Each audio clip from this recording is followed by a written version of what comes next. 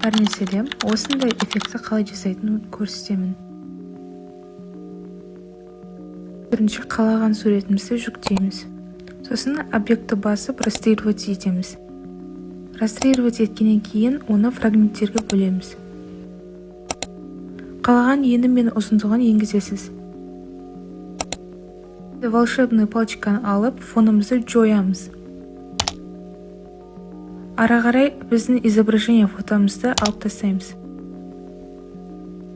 Сосын кривойды өзгертетін инструментпен керек емес жерлердің бәрін удалить етіп тастаймыз. Енді кез келген фрагментті таңдаймыз. Таңдағаннан кейін глобальный изменение жасаймыз. Енін бір палочка ұқсап, оны өзгертеміз.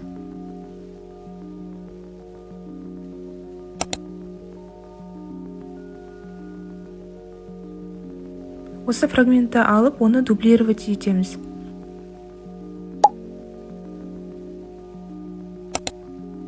Енді екінші палочканы алып, оны бұрамыз. Міне бізде кесте ұқсап тігілген объектіміз дайын шықты.